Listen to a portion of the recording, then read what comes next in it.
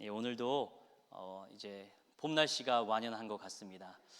이상화 시인은 빼앗긴 들에도 봄은 오는가라는 시를 통해서 조국의 일제 앞제 있었던 조국의 아픔을 노래하였지만 우리는 코로나 때문에 귀한 봄을 잃어버렸습니다. 근데 벌써 벚꽃도 다 떨어지고 이제 좀 벚꽃놀이 좀 가려고 했더니 다 떨어져서 너무 가슴이 아픕니다. 하지만 우리가 어느 곳에 처하든지 주님과 함께하면 언제나 꽃길, 벚꽃길 훨씬 더 아름다운 삶이 우리 가운데 펼쳐져 있음을 믿고 또 위안을 얻으시기 바랍니다. 요즘에 아주 뜨거운 드라마가 있는 것 같아요. 목사님도 얘기하셨듯이 부부의 세계라는 한 번도 못 봤어요. 도대체 뭐길래 이렇게 사람들이 이렇게 말들을 많이 하는가? 아마도 부부 얘기겠죠. 불륜 얘기가 나올 거고 배신 때리고 제가 기억나는 불륜 드라마는 시문화가 부셔버리겠어라고 했었던 뭔지는 잘 기억이 안 나는데 아무튼 제가 최근에 봤었던 불륜 드라마는 그거였었는데 아마도 부부의 세계도 아마 서로 복수하고 막 아웅다웅 싸우는 이야기겠죠. 굳이 왜 이런 드라마를 만들었을까? 서로 사랑하지 못한다는 이야기일 겁니다. 여러분들 지금 함께 살고 있는 그 오빠, 그 누나, 그 여자친구 정말 귀하게 여기셨으면 좋겠어요. 첫사랑을 좀 회복하셨으면 좋겠습니다. 그래서 처음 만났을 때 서로 조금 몰라가지고 약간 신비감이 있어가지고 뭘 해도 너무 사랑스럽고 귀엽고 믿음직한 그때 그 첫사랑을 회복하셔서 이렇게 부부의 세계처럼 막 복수하고 부셔버리겠어 이런 거 하지 않고 정말 백년 해로 하시듯이 끝까지 하나, 주께서 하나님 앞에서 약속한 이 하나됨의 신비를 온전히 누리시기를 주님의 이름으로 축복합니다. 네, 오늘은 하나됨에 대해서 계속적으로 이야기를 하려고 합니다. 요한복음에서는 하나 되는 것, 연합하는 것, 함께 머무는 것, 이것의 가치를 정말로 중요하게 생각하십니다. 그래서 주께서는 여러 번 우리에게 평화를 주시고 기쁨을 주시고 또 우리에게 참된 평강을 주신다고 말씀하셨는데 이 모든 단어들은 어떨 때 나오냐면 관계 속에서 나오는 단어들입니다. 평강이라고 하는 단어는 샬롬이라고 하는 말과 같은데요. 이 샬롬이라고 하는 말은 하나님과 우리 사람의 관계가 하나님 앞에 순종을 올려드리고 그분 앞에 우리의 모든 것을 다 내놓았을 때, 또한 주께서 우리를 끊임없이 은혜 베풀어 주시고 우리와의 사랑 관계가 맺어지는 참된 교제의 관계에서 누려지는 것이 바로 평안, 평강, 샬롬이라고 할 수가 있습니다. 우리는 이 샬롬, 이 평강, 이 기쁨을 다른 것에 뺏겨서는 안 될 것 같습니다. 주님께서 우리에게 명령하셨고 우리에게 주셨기 때문에 우리가 받은 이 평강과 기쁨을 절대로 빼앗기지 않으셨으면 좋겠습니다. 오늘은 우리가 어떻게 하면 이 땅 가운데 너무나도 유혹이 많고 또한 우리 앞에 찾아오는 수없이 많은 문제들이 많은 이 상황 가운데서도 흔들리지 않고 주님과 영원히 함께할 수 있는 신비로운 연합할 수 있는 그 방법에 대해서 여러분들과 함께 나누고자 합니다. 예수님께서는 요한복음 15장 그리고 14장, 15장, 16장까지 계속적으로 무엇에 관해서 말씀하시냐면 이제 예수님께서 이 제자들을 떠나시고 이제 남겨진 이 제자들이 어떻게 하면 그들의 마음속에 참된 평안이 있을까, 참된 기쁨이 있을까, 참된 믿음이 있을까에 대해서 고민하시며 마지막 고별 강해라고 하는 예수님의 유언과도 같은 말씀이 계속적으로 기록되고 있는 말씀 중에 요한복음 15장이 있습니다. 그리고 15장에서는 이스라엘 백성들이 너무나도 쉽게 이해할 수 있는 포도나무라고 하는 비유를 통해서 하나님과 우리의 관계를 설명하고 계십니다. 1절을 우리가 함께 읽어보도록 하겠습니다. 나는 참 포도나무요 내 아버지는 농부라. 아멘. 여기에 보면 예수님께서 무엇이라고 말씀하셨냐면 나는 참 포도나무라고 말씀하고 있습니다. 그리고 이 모든 포도나무 그 포도원을 가꾸시는 분은 아버지시다라고 말씀하고 있습니다. 그런데 아마 예수님께서 이 이야기를 하셨을 때 많은 유대인들은 기억하고 있을 것입니다. 왜냐하면 구약 성경에서 끊임없이 포도나무에 대한 이야기들을 계속적으로 해왔었던 것입니다. 이스라엘 백성들에게, 유대인들에게 이 포도나무는 어떤 것이냐? 거룩한 의미가 있습니다. 하나님께서 언약을 통해서 이 가나안 땅에 들어가게 했고, 그곳에 하나님께서 주신 참된 복이 있다라는 증거로 포도나무를, 열매를 가지고 와서 그 땅이 참으로 좋은 땅이라는 것을 이스라엘 백성들이 보았습니다. 그래서 이 포도나무는 그들에게 거룩한 언약의 하나님에 대해서 생각이 나게 하는 것입니다. 그런데 조금 특이한 것이 있습니다. 구약 성경에서는 이 포도나무를 주로 예수님에 비교하고 있는 것이 아니라 대부분은 이스라엘 백성들에게 포도나무라고 표현하고 있는데, 지금 그것을 바꿔서 예수님이 참 포도나무다라고 말씀하고 있는 것이 조금 다른 것입니다. 이것은 무엇이냐? 경고의 말씀입니다. 많은 이스라엘 백성들은 우리가 당연히 하나님의 그 포도원 안에 있는 포도나무라고 생각하지만 그것이 아니다라는 것입니다. 이스라엘 백성들은 반드시 참 포도나무이신 예수 그리스도에 붙어 있어야만이 그들이 참된 이스라엘 백성, 언약의 백성이라는 것을 그들에게 상기시켜주고 있는 것입니다.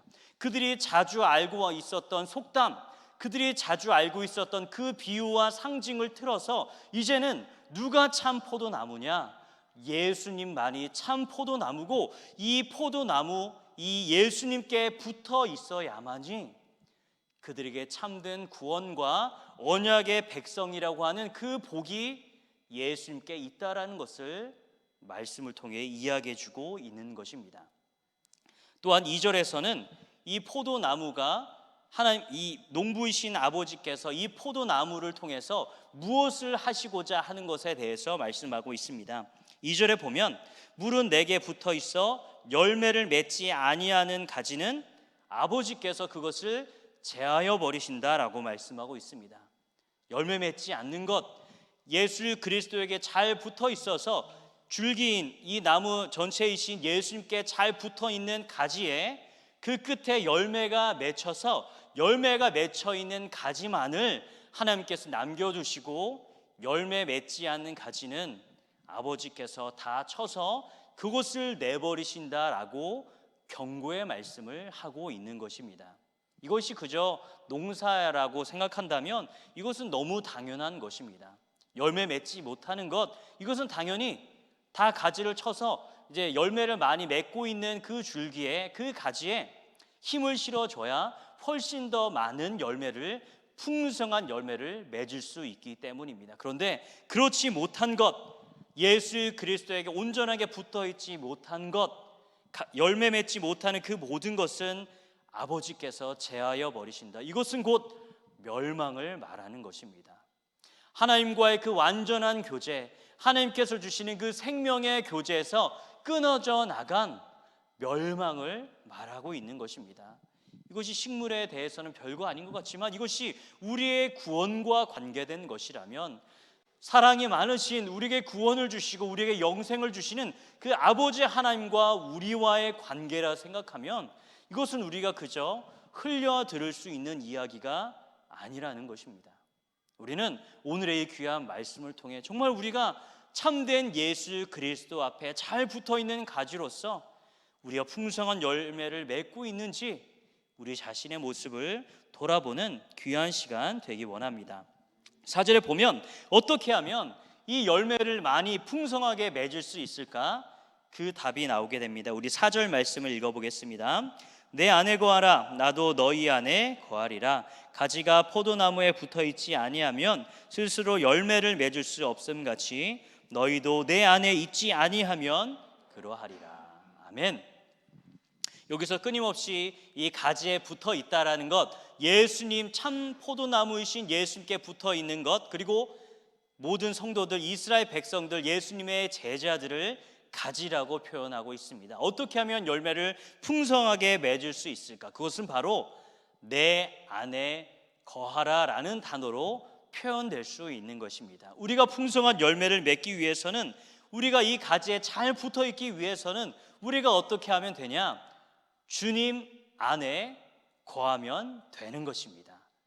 주 안에 거하시길 주님의 이름으로 부탁을 드립니다. 그렇다면 주님 안에 거한다라는 의미는 우리가 여러 번 배웠습니다.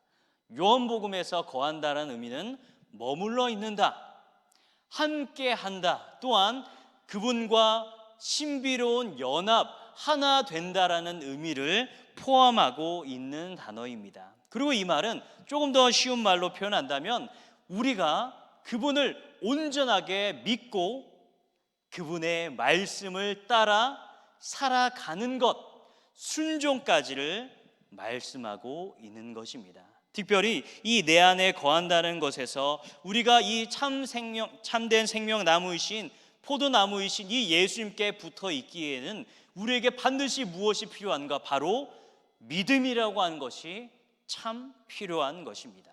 그런데 이 믿음 역시 누가 주시냐면 주께서 우리에게 선물로 우리에게 주시는 것입니다. 그렇다고 이제는 주께서 우리에게 믿음을 주시니까 우리는 안 믿으려고 노력을 해야지, 주님께서 어차피 우리에게 다 믿음을 주시니까 우리는 불순종하고 계속적으로 안 믿는 방향으로 나가야지, 이거는 진짜 믿음 있는 사람이 아닙니다. 주님께서 우리에게 믿음을 허락하셨다면 우리는 날마다 주님이 주신 그 믿음 안에 계속적으로 머물고 거하며 실제적으로 어떤 문제가 찾아온다 할지라도, 두려움이 찾아온다 할지라도 우리의 마음 흔들리지 않고 오직 하나님만을 바라보는 그 믿음, 흔들리지 않는 그 믿음이 우리에게 필요하다는 것입니다. 우리에게 주신 이 믿음, 다른 것에 빼앗기지 않으셨으면 좋겠습니다. 아무리 근심과 두려움이 찾아온다 할지라도 주님이 우리와 함께 하신다, 주께서 우리를 붙들고 계시고 주께서 우리를 통해서 놀라운 일을, 선하신 길을 오늘도 우리에게 펼치신다라는 이 믿음을 가지고 주 앞에 날마다 거하며 주님 안에 있으시기를 주님의 이름으로 부탁을 드립니다. 특별히 이 가지가 이 나무에 잘 붙어 있을 때만이 그 가지 끝에서 열매가 맺히게 됩니다. 그리고 성경에서 말하듯이 주님을 떠나게 되면, 주님 안에 거하지 않게 되면 우리는 아무 열매도 맺을 수 없다라고 말합니다. 이것은 곧 무엇을 말하느냐? 우리 스스로의 힘으로는 하나님이 기뻐하실 만한 조금의 선한 것도 할 수 없음을 성경은 말하고 있는 것입니다. 여러분들 자기 자신을 한번 돌아보십시오. 많은 사람들이 볼 때 자기 자신이 아니라 아무도 보는 이 없을 때 자기 자신을 보십시오. 남들 얘기뿐만 아니라 저 자신도 그렇습니다. 얼마나 죄악이 많은지, 얼마나 유혹에 쉽게 넘어가고 하나님이 기뻐하시는 일보다 하나님이 미워하시는 일, 자극적인 것, 쾌락이 넘치는 것, 유혹이 얼마나 쉽게 넘어가는지 저 스스로 고백할 수밖에 없습니다. 우리가 주님을 떠나서는 우리는 끊임없이 죄악의 길로 갈 수밖에 없습니다. 하나님을 믿는 자녀라 할지라도 끊임없이 사단이 우리를 공격하고 유혹할 때 주님을 온전히 붙잡지 않으면 이 죄악에 휩쓸려 넘어지고 쓰러질 수밖에 없는 것, 이것이 바로 우리의 연약함인 것입니다. 예수님은 말씀하고 있습니다. 주님을 떠나서는 우리가 아무것도 맺을 수가 없고 우리는 아무것도, 주님을 떠나서는 아무것도 아님을 성경은 계속적으로 이야기하고 있는 것입니다. 우리는 그래서 이 귀한 말씀을 통해 날마다 주님 앞에 어떠한 일을 하시기 전에 꼭 기도로서 주님의 은혜를, 주님의 일하심을 기대하며 일하시기 바랍니다. 하루의 시작할 때 비몽사몽이시겠지만 습관적으로 두 손을 모으고 한 3주 정도만 하시면 충분히 가능합니다. 3주 정도면 일어나자마자 주님 오늘도 나의 삶을 이끌어 주시옵소서, 인도하여 주시옵소서, 주님을 떠나지 않도록 주님 도와주시옵소서, 이렇게 하루를 주님의 일하심에 의탁하여 시작하시기 바랍니다. 이것을 기억하십시오. 우리는 주님이 없으면 우리 아무것도 아닙니다. 주님이 도와주시지 않으면 우리 아무런 선한 일도 할 수 없습니다.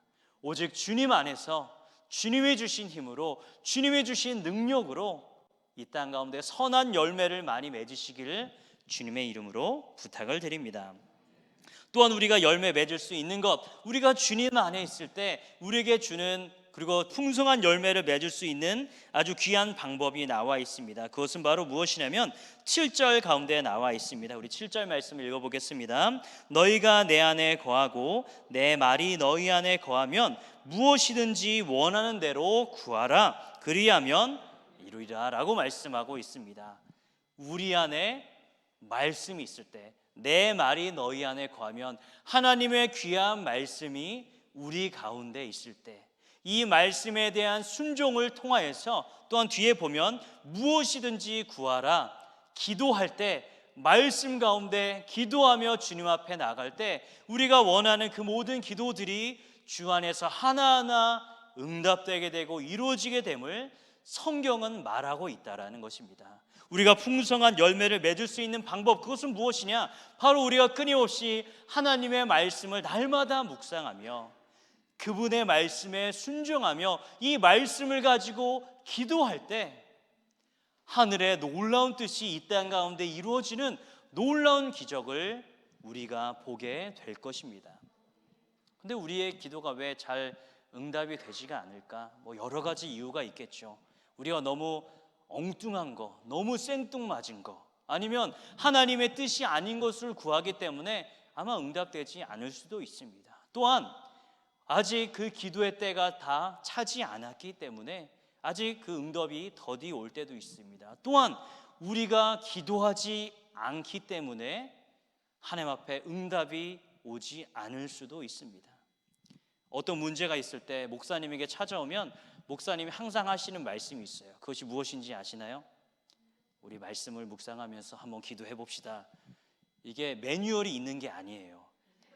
매뉴얼이 있어서 신학교에서 상담할 때 오시면 이렇게 위기를 모면하세요. 기도와 성경 얘기하십시오. 그러면 피할 수 있습니다. 매뉴얼이 있어서 목사님이 그렇게 얘기하는 게 아닙니다. 그거밖에 없기 때문입니다. 성경은 끊임없이 우리가 이 어려움 가운데 있을 때, 우리 앞에 고난이 닥쳐왔을 때 우리가 어떻게 해야 되냐? 하나님을 의지해야 되는데 그 하나님을 의지하는 방법이 무엇이냐? 말씀을 묵상하고 기도하는 가운데 하나님께서 우리의 삶 가운데 놀랍게 일하신다라는 것을 성경이 처음부터 끝까지 이야기하고 있기 때문에 목사님이 항상 기도와 말씀을 강조하는 것입니다. 다른 거 이야기하는 거 조금 문제가 있을 수 있습니다. 돈을 가져와라, 아니면 내가 뭘 어떻게 좀 해줄 테니까 뭘 가져와라, 이런 거, 새로운 거 말해주는 거 매우 위험합니다. 하나님께 나아갈 수 있는 것 오직 말씀을 통하여서, 기도를 통하여서 하나님께서 기뻐하시는 하나님을 의지할 때 우리의 모든 문제들이 하나하나 해결된다는 것을 믿으시고 날마다 말씀에 순종하시며 기도에 힘쓰시길 주님의 이름으로 부탁을 드립니다. 바로 그럴 때 어떠한 놀라운 일이 일어나냐면 8절에 우리가 말씀과 기도와 이 믿음을 통하여서 풍성한 열매들을 맺어갈 때 그때가 돼서야 참 제자가 된다라고 말하고 있는 것입니다. 이것은 참된 제자가 어떠한 사람인지를 알려주는 것입니다. 제자라고 하는 것은 제자 훈련 받았다고 해서 제자가 되는 것 아닙니다. 예수님이 나의 스승님이십니다 라고 지적인 동의한다고 해서 되는 것 아닙니다. 성경에서 말하는 참 제자는 주님 안에 거하며 주님의 말씀 안에 거하며 기도하며 하나님 뜻이 무엇인지를 이 땅 가운데 구하며 날마다 순종하는 그가 바로 참 제자다라고 성경은 말하고 있는 것입니다. 우리가 예수님의 참 제자가 되기 원합니다. 끊임없이 아까 드라마로 시작해서 참 죄송하지만 끊임없이 드라마 보고 세상의 것을 우리의 속을 채우는 게 아니라 죄송합니다. 이 말씀하고 드라마 얘기하니까 너무 죄송하네요. 아무튼 드라마로 채우고 막 영화로 채우고 끊임없이 즐겁고 재밌는 것으로 세상적인 가치로 채우는 게 아니라 말씀으로 우리 자신을 채우십시오. 또한 우리 마음 가운데 이 말씀이 가득하다면 이 말씀에 순종하시기 바랍니다. 작은 것부터, 내가 할 수 있는 것부터 하나하나 순종해 나갈 때, 그리고 우리 힘으로 잘 안 되니까 주님 지혜를 주십시오, 능력을 주셔서 이 말씀에 순종할 수 있도록 도와주십시오. 우리가 기도할 때 우리는 참 제자의 길로 하나하나 나아갈 수 있는 것입니다. 이렇게 주님 앞에 참 제자의 삶을 살아가시기 바랍니다.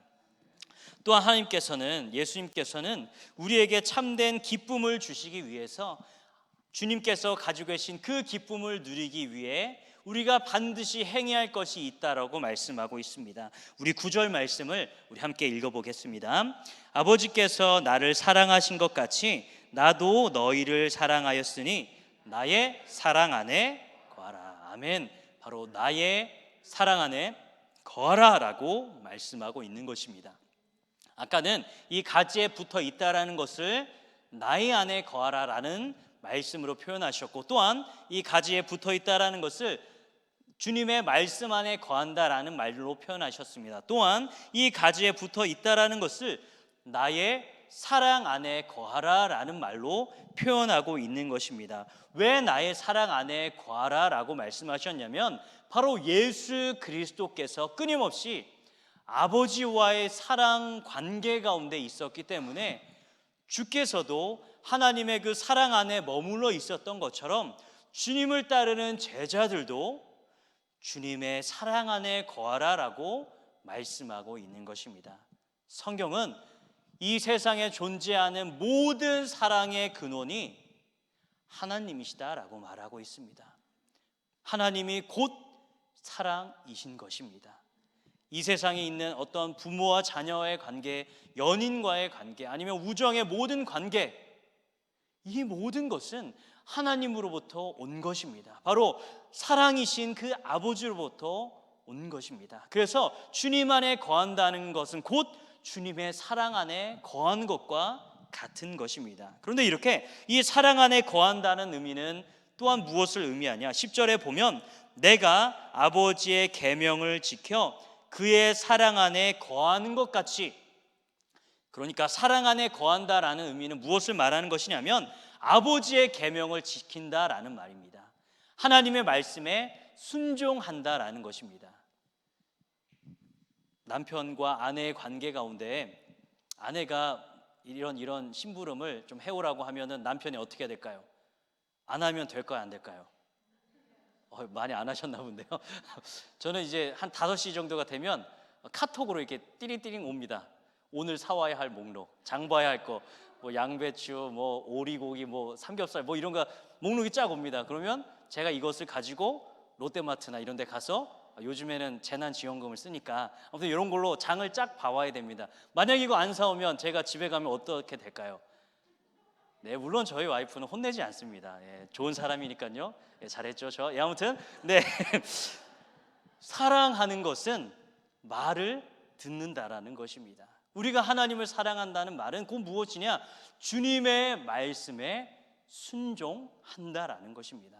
사랑하지 않으면 그 계명을, 하나님의 말씀을 지키지 않습니다. 오직 사랑하는 자만이 그 계명을 지키며 말씀 안에 순종하게 되는 것입니다. 그래서 사랑 안에 거한다는 의미는 곧 하나님의 말씀에 순종한다라는 것입니다. 그런데 이렇게 순종하게 되는 것은 바로 주님의 기쁨을 경험할 수 있는 것입니다. 우리 11절 우리 함께 읽어보겠습니다. 내가 이것을 너희에게 이름은 내 기쁨이 너희 안에 있어 너희 기쁨을 충만하게 하려 함이라. 여기 보면 우리의 기쁨이 충만한데 이 기쁨이 누구로부터 온 것이냐면 주님이 가지고 계신 그 기쁨으로 우리가 기쁘게 된다라고 말합니다. 왜 주님의 기쁨일까? 그것은 바로 주께서는 이 땅에 내려오시면서 철저하게 아버지의 뜻에 순종하셨습니다.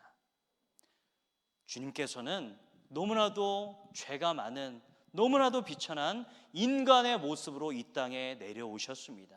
그리고 자기 스스로 말하거나 일하시지 않고 주께서 주신 것을, 주님께서 명령하신 것을 이 땅 가운데 살아가시며 철저하게 아버지의 영광을 위해서 아버지께 순종하신 분이 바로 누구시냐? 성자 예수이십니다.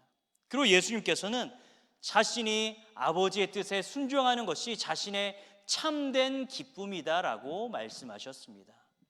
바로 이 기쁨, 주님과의 친밀한 관계, 영원한 친밀함, 영원한 교제, 완전한 그 하나됨의 그 연합의 그 기쁨을 주님께서 날마다 누리고 계셨던 것입니다. 주님께서 순종을 통해서 얻게 되는 그 기쁨을 주님만 누리는 것이 아니라 주님의 제자인 우리도 누리라라고 말씀하고 있는 것입니다. 여러분들, 사랑하는 사람의 말을 들어줄 때 우리의 마음속에 기쁩니다. 그 사람이 기뻐하는 모습을 보면 나도 기쁩니다. 여러분들 연인 때 데이트할 때 한번 생각해 보십시오. 5분 만나려고 1시간을 투자합니다. 그래 보신 적 있으시죠? 아닌가요? 진짜 잠깐 얼굴 보려고 막 1시간, 2시간을 막 달려가서 잠깐 만나고 돌아옵니다. 그런데 그 사람 만나면 그리 좋을 수가 없어요. 네, 웃음꽃이 피었네요. 다행입니다. 네, 그런 분들이 많으셨던 것 같아요. 맞아요. 우리가 그 사람, 내가 사랑하는 그 사람이 기뻐하면 우리도 기쁩니다. 그것처럼 우리가 주님 안에 머물면서 그의 사랑 안에 머물면서 그분의 말씀에 순종함을 통해서 그분이 기뻐하시는 그 모습을 볼 때 우리 안에 참된 기쁨이 넘치게 된다라는 것입니다. 이 기쁨은 세상에서 주는 기쁨과 완전 다릅니다. 잠깐 어떠한 성취감이라던가 아니면 잠깐의 쾌락, 이런 것이 주는, 세상에 주는 그 기쁨과는 다른 영원한 기쁨, 완전한 기쁨, 하나님께서 기뻐하시는, 하나님께서 인정하시는 이 완전한 기쁨을 날마다 누리시길 주님의 이름으로 부탁을 드립니다. 그래서 끊임없이 성경은 우리가 이 기쁨을 누리기 위해서는 하나님의 그 말씀의 계명을 순종하라라고 말씀하고 있습니다. 그렇다면 예수님께서 주신 그 계명이 무엇일까? 이 계명을 알아야 우리가 열매를 많이 맺을 수 있지 않을까요? 그것은 바로 어디에 나와 있냐? 12절과 17절에 나와 있습니다. 우리 12절을 함께 읽어보겠습니다. 내 계명은 곧 내가 너희를 사랑한 것 같이 너희도 서로 사랑하라 하는 이것이니라. 아멘. 포도나무부터 시작했었던 내 안에 거하라, 나의 사랑 안에 거하라, 내 말이 너희 안에 거하고, 이 모든 것이 이 계명으로 하나로 수렴되게 됩니다. 우리가 맺어야 할 그 열매가 무엇이냐? 우리가 풍성하게 맺어야 하는 열매가 무엇이냐? 그것은 바로 주님이 우리를 사랑하신 것처럼 우리도 서로 사랑하라라는 이 계명을 이렇게 오랜 시간을 통해서 예수님께서 말씀하고 있는 것입니다. 우리가 참으로 맺어야 할 그 열매, 우리가 참으로 지켜야 할 그 계명은 무엇이냐? 바로 주님이 우리를 사랑하신 그 사랑으로 우리가 서로 사랑해야 하는 것입니다. 그런데 반드시 중요한 것이 있습니다. 뒤에 있는 너희도 서로 사랑하라, 이것에 강조점을 두는 것이 아니라 그 앞에 강조점이 있습니다. 순서가 정말로 중요합니다. 그것은 무엇이냐? 바로 주께서 우리를 사랑하신 것처럼 주님의 사랑을 통해서만이 우리가 서로 사랑할 수 있을 뿐만 아니라 주님의 사랑 안에 있어야만이 우리가 이 서로 사랑을 이룰 수 있는 능력이 우리에게 주어진다라는 것을 말하고 있는 것입니다. 주께서 우리를 어떻게 사랑하셨습니까? 주님께서는 우리를 위해 자신의 모든 것을 다 내놓으셨습니다. 율법의 조성자이시고 이 모든 세상의 창조주이신 그분이 끊임없이 아버지의 뜻에 순종하셨으며 피조물의 모습으로 이 땅에 오셨으며 그분의 말씀에 대적하고 반항하는 그들의 모욕을 당하였고 십자가에 달려 죽으실 정도로 비천해지신, 자신의 모든 것을 다 내어놓으시며 희생하신 분, 그분이 바로 예수 그리스도이십니다. 자신을 팔 제자를, 그의 발을 씻겨주며 끝까지 그가 돌아오기를 기도하는 마음으로 그를 품어주었었던 분, 예수님이십니다. 끝까지 자신에게 주어진 그 사람들을 끝까지 사랑하신 분, 자신의 모든 것을 다해서 희생해서 사랑하신 분, 그분이 바로 예수님이십니다. 우리는 그의 사랑 안에 살아 있을 때, 그의 사랑 안에 붙어 있을 때, 주님을 믿는 믿음 안에서 말씀에 대한 순종을 통해서만이 우리가 참된 영생과 구원을 얻을 수 있음을 오늘도 고백하며 주님께 감사를 올려드리시기 바랍니다.